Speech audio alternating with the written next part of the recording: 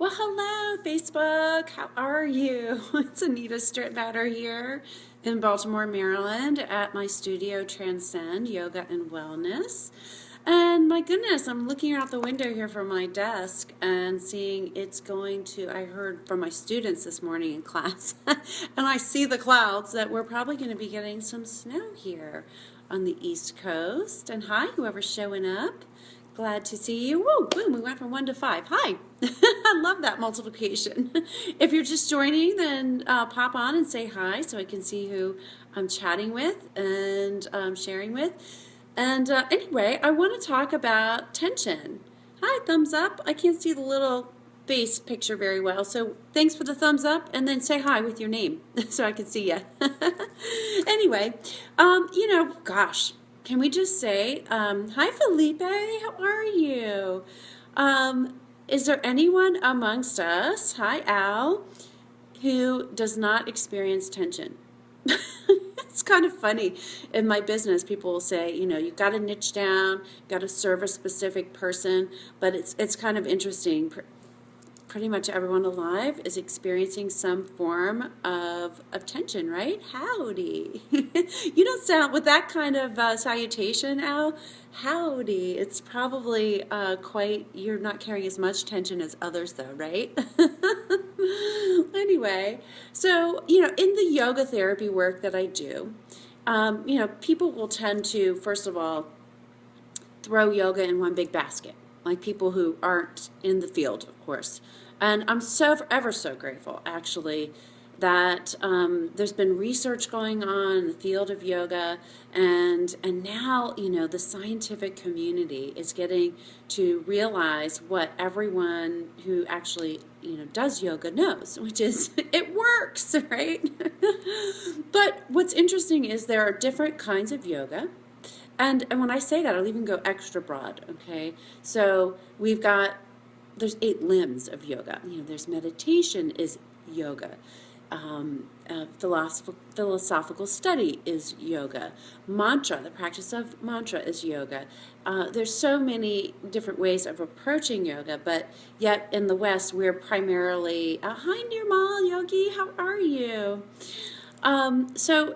Primarily in the West, yoga is associated with asana practice, or the poses that we see in classes and magazine covers and whatnot. So, there's this idea that that's what yoga is, but meanwhile, it's much broader than that, okay? But for the purposes of this conversation today, we will talk about the asana or posture practice. And one of the other kind of common awareness about the common, what's the word I'm looking for? Our common cultural idea, excuse me, in the West is that yoga is this postural practice is also based on, it's a great workout, right? We hear that a lot. And by all means, we're using the body. There are benefits to the body that can come that one would get if we were actually physically working out more traditional exercises as well. But yoga is so much more. It is so rich with what it can offer you for your physical body, mental, emotional, spiritual, energetic. It just is the most comprehensive practice I've ever been, have the glory really of taking on. And I started my yoga practice 46, or no, how old am I? Am I 40? I forget.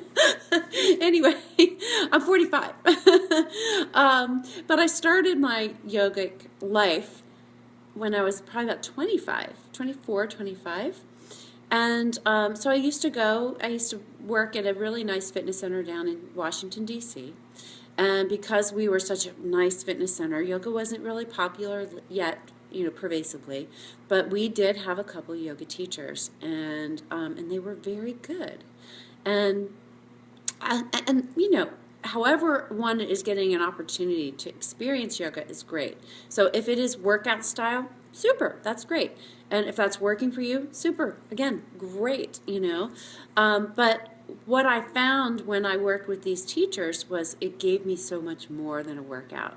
I was a personal trainer at that time and working myself out and working others out. And when I went to this class, my body felt so good in so many ways because it was decompressing the tension in my body.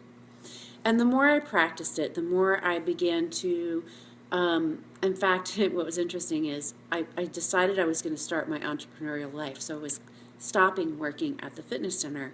And that very last night that I was able to take a yoga class there, I felt something I had never felt before. I literally felt like energetic movement happening inside of my body. And so I mentioned something to the teacher, and she's like, yeah, great, I'm like, okay, it was something I'd never experienced before. So here's this quote-unquote workout, and my mind is decompressing. My emotions are melting. My body is becoming supple and free. And yet I felt worked out in a sense. And, I wasn't connecting with the spiritual side of myself as much quite yet. That was coming. But anyway, she let me know that it was natural and normal. And so from there, I tried many other kinds of yoga and, probably like 8 to 10 different styles. And at some point, I became privy to the style that I'm teaching now called Svarupa Yoga. Svarupa is about the bliss of your own being, right? And we're accessing this bliss. This is what makes this style its unique style, its own sense of style, right? Is that we are lasering into the spine and all this tight compression. So we have, a vertebrae. Let's do this. Let's give you an example here. So here's a vertebrae, and here's a disc, and here's another vertebrae. And when we get tense, this compresses. See how there's less space? It's squishing a little bit. And if this becomes tighter and tighter, what begins to happen is the disc starts to squish out. Okay? So it should be on top of the vertebrae, but the pressure makes there no room for the disc. So it starts to, first of all, it gets less space, and then if that keeps going, then the vertebrae, the disc in between will begin to ooze out. And what we need to do in order to remedy that is just simply let's bring it back. Squishing out like peanut butter and jelly, like a sandwich with too much jam, right? And then if we decompress, we'll get the space back, that disc will go back in, and that's called relief. It's called thank you, God. So anyway, this process is my specialty. I help people decompress their spines. And so some of that, besides the physical relief of that, thank God, is the energetics of the body. There is a meridian. If you're familiar maybe with acupuncture, meridians are common vernacular with acupuncturists, and we as yogis also are working on the meridians. So the central meridian that comes all the way up is called your Sushumna. And oh goodness, I don't remember exactly. And there's some yogis in here. Your mom, maybe you can answer the question. Is it like 77,000 meridians or something in our body? So, but this is the primary one, the Sushumna. So what was happening for me towards the end of the beginning, it sounds funny, right? The end of the beginning of my yoga journey was I was starting to decompress to a place where I could connect with the subtleties of my body, and I started to feel that energy movement that courses through all the meridians. It was quite miraculous to me at the time. Now it's very, very much commonplace. But this is one of the reasons why we want to decompress the body, because the more you decompress the body, the more awareness you will have of it. And so that means information is flowing.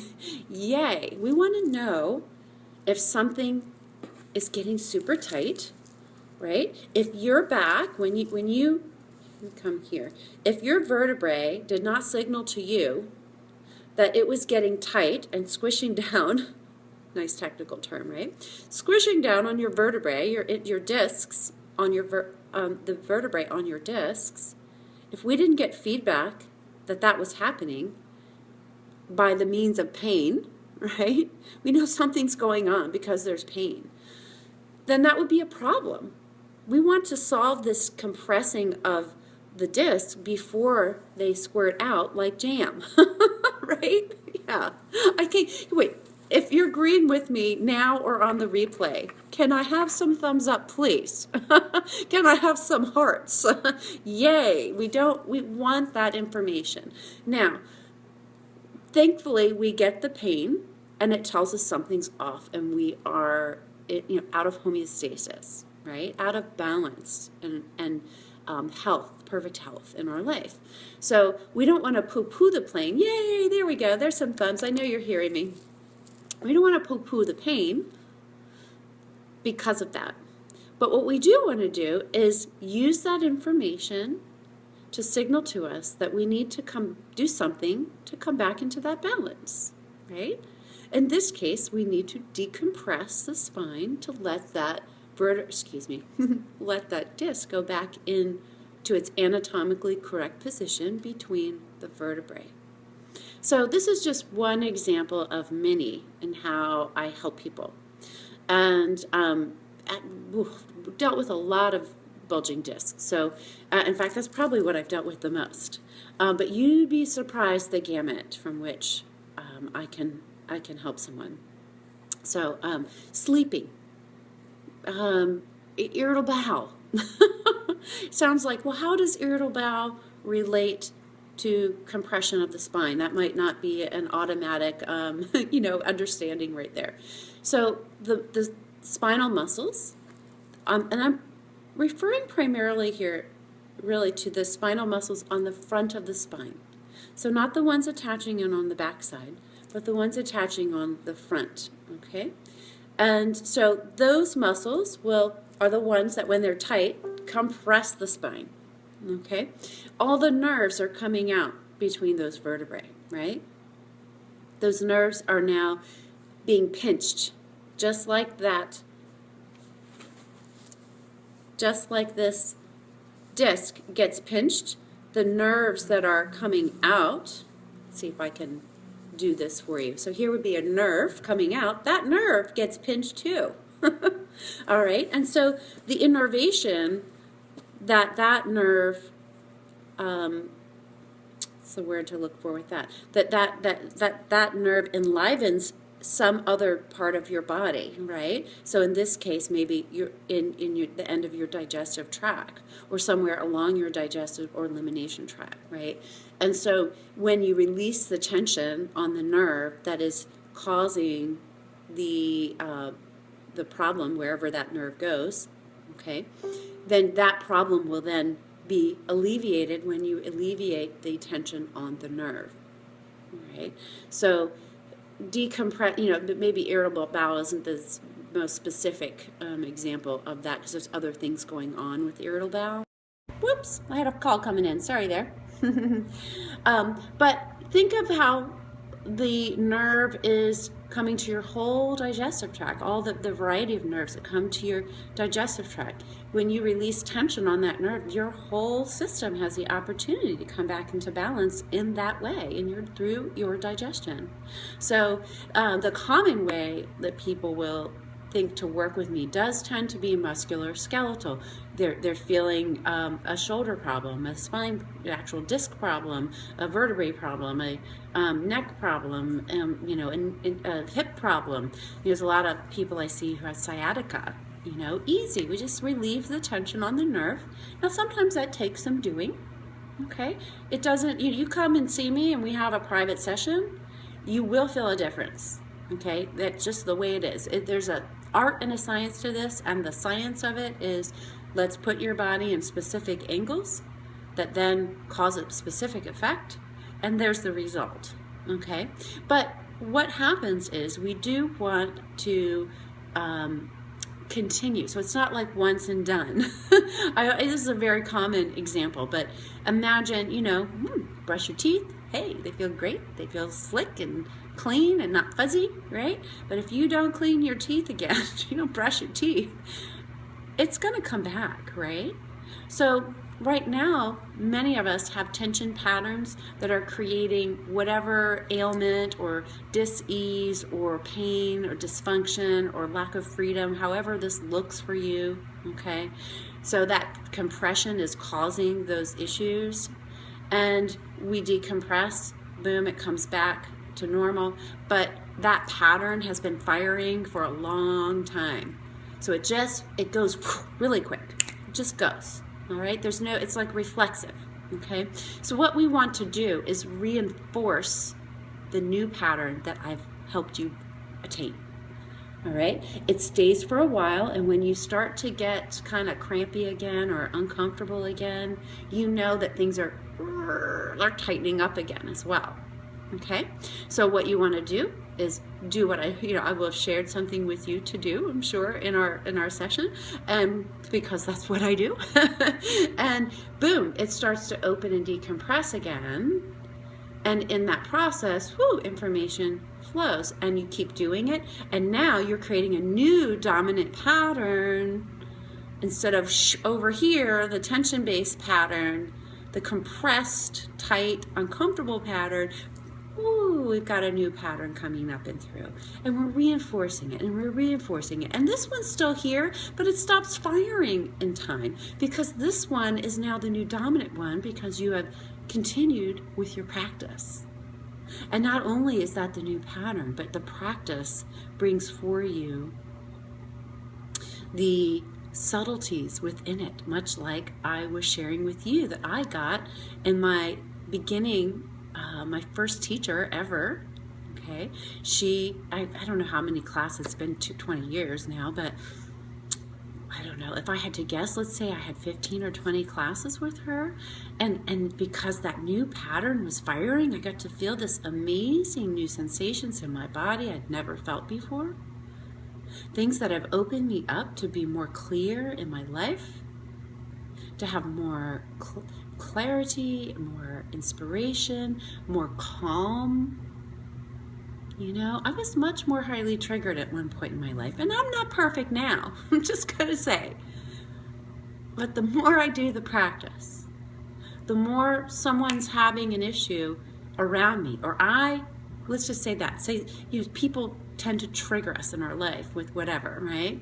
And instead of reacting to that trigger, I can hold a space for them in their compressed state. And my state can have an effect on them now, so they're not being as triggered either. It's a beautiful process. So this is what I wanted to share with you today. If you began in a self-care success practice that decompressed your spine and released the tension in your being, not just your body. You are more than a body. This is your whole being.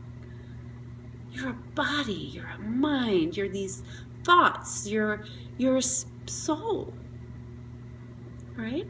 And you can have a practice.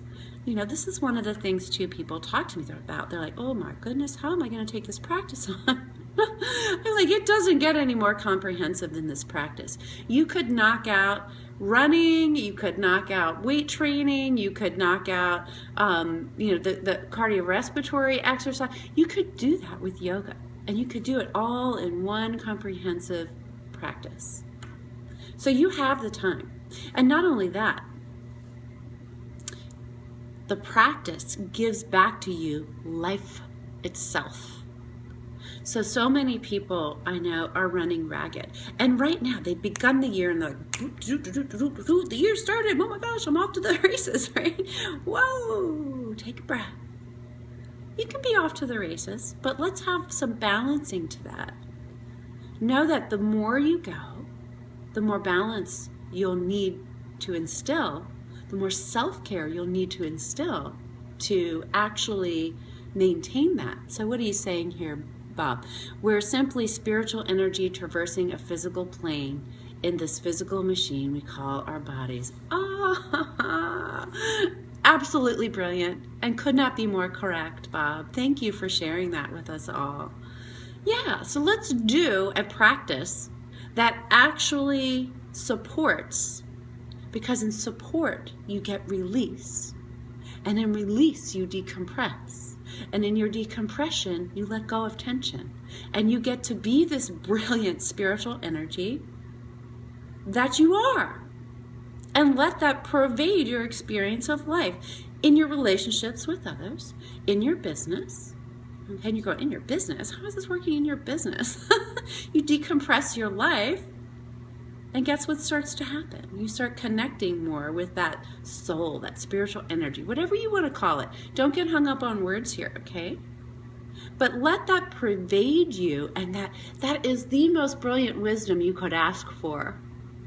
Let it come through you and inspire you in your business decisions, and who you decide to work with, and who you are attracting into your experience of life to get an opportunity to work with. Make your life you can create this life that has ease in every level by being it first. And how you be it is by being it first, which means do your self-care success practices. In this case, I'm suggesting yoga. There's many ways to come about this. But this spinal decompression yoga gives you so much juju in so many levels that when you're busy, you need something comprehensive. So try this. If you're curious about this, then all you have to do is reach out to me. I'm certainly able to have a deeper conversation with you about it, how this can be applied in your life, what it is you're working on in your system. Thank you, Mark. I appreciate that. Love your positivity. I'm sure it takes one to know one, right? And the practice helps me be that. I mean, it's what I strive for in my life. But the practice supports me in my positivity, right? Support creates release. So anyway, again, let me know here in the feed, private message me, let me know how I can support you. You don't have to be here in Baltimore with me. I work with people on Zoom all the time. It's fabulous, the technology we have. You get up on the video, I'm up on the video, I'm looking at your angles. I can show you and demonstrate when you need it. There's an essence of coaching that comes through as we're working together and things are coming up. It's a beautiful process. And I love it. Can you tell? So anyway, I would love the opportunity, if you gave this to me, to help you on your journey. So let me know how I can do that. If not, share it with someone who you think I could help and support. And stay tuned, because I do things here in Facebook. Sometimes it's here, and sometimes it's actually in the tribe. So right now I'm going live on my personal page, but if you would like to be connected in a more specific way in my tribe with yoga and self-care and positivity and mindset, we're doing that specifically in Transcend Tribe. So Transcend, I spelled it a little funny to give the essence of what it is. It's spelled like the word transcend, but there's a space between every letter. So it gives you that feeling of spaciousness, right? Transcend with all the spaces in between the letters, and then tribe spelled normally. I'll put a link here at the bottom of the feed so you can find it easy, but we can connect more specifically there as well. And then catch me here. I'm always giving little tidbits and ways to for you to benefit in your life. So to that, I hope you have an amazing day. Namaste. Have a great day. Mwah.